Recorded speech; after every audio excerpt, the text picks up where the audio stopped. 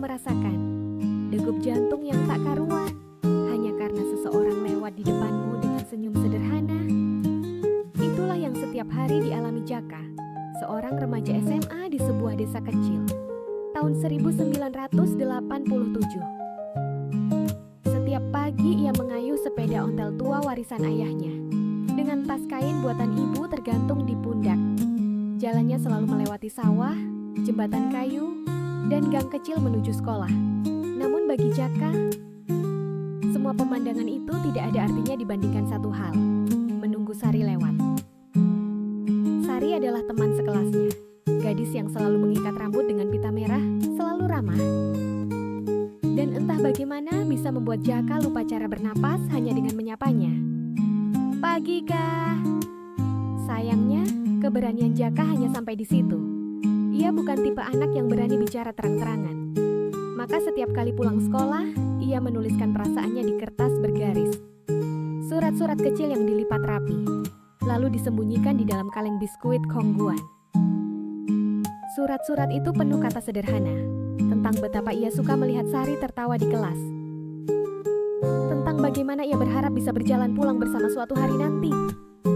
Tapi tak satu pun dari surat itu pernah ia berikan. Hingga suatu sore, setelah lama menyimpan rasa, Jaka menulis surat yang berbeda. Surat itu singkat, tulus, tanpa bunga-bunga kata. Sari, kalau kau membaca ini, ketahuilah, aku suka melihatmu tersenyum. Itu sudah cukup membuat hari-hariku ringan. Dari Jaka tangannya gemetar saat melipat kertas itu. Ia tahu, zaman itu tidak ada ponsel atau pesan singkat.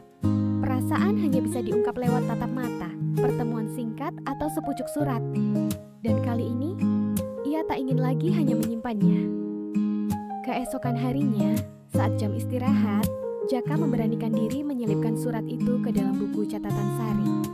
Dadanya terasa seperti genderang yang ditabung, sementara ia berusaha terlihat biasa saja.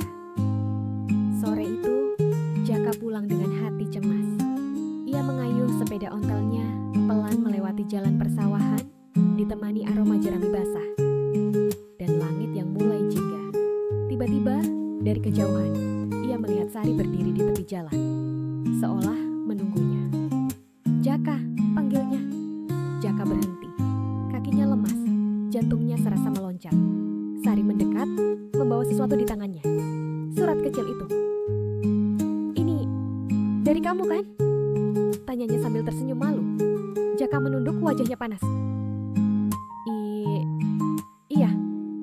Sari terdiam sebentar, lalu berkata lirih. Aku senang baca surat ini. Zaman sekarang jarang ada yang berani menulis perasaan. Kamu unik, ke hati Jaka melayang. Ia tak peduli apakah itu jawaban yang diharapkannya atau bukan.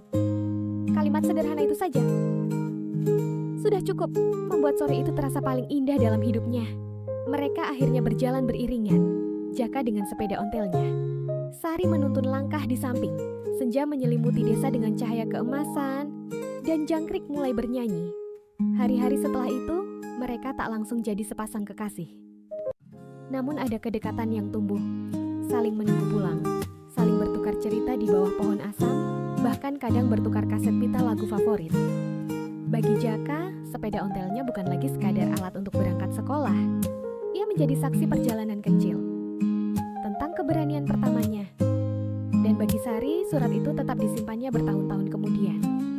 Lusuh memang, kertasnya mulai menguning, tapi di dalamnya tersimpan kenangan manis.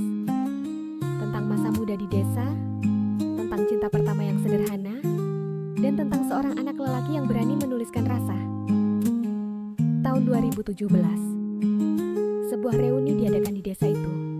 Anak-anak muda yang dulu bermain layangan, kini sudah beruban. Sebagian datang membawa anak cucu. Sari hadir, kini seorang guru. Ia membawa sebuah kotak kecil berisi kertas lusuh yang dilipat rapi. Saat semua tertawa mengenang masa lalu, Sari berdiri di depan teman-temannya, mengangkat surat itu. Masih ingat surat kecil ini? Tanyanya. Beberapa tertawa, beberapa terdiam. Tapi tidak ada yang lebih terdiam dari seorang pria yang duduk di barisan belakang. Jaka. Rambutnya sudah memutih, matanya berkaca-kaca. Sari melanjutkan. Surat ini ditulis oleh seseorang yang dulu tidak tahu betapa besar artinya keberanian kecilnya untukku. Dia mungkin lupa, tapi surat inilah yang membuatku memilih jadi guru. Karena aku percaya, kata-kata sederhana bisa mengubah hidup seseorang. Ruangan hening. Semua menoleh ke arah Jaka, yang kini berdiri dengan senyum getir dan mata basah. Ia berjalan ke depan, menatap Sari. "Aku tidak pernah lupa," katanya pelan. "Aku hanya tidak pernah menyangka surat itu bisa sampai sejauh ini." Mata mereka bertemu. Waktu seakan berhenti. Semua orang terdiam, menyaksikan dua orang yang dulu hanya berjalan bersama di jalan sawah, kini bertemu kembali. Bukan sebagai remaja pemalu, tapi sebagai orang dewasa yang akhirnya mengerti arti dari kenangan. Dan di luar balai desa, terparkir sepeda ontel tua Jaka. Catnya sudah pudar, rantainya berkarat, tapi tetap kokoh berdiri. Seolah berkata, "Aku ada di sini sejak awal dan akan tetap jadi saksi rahasia kalian selamanya."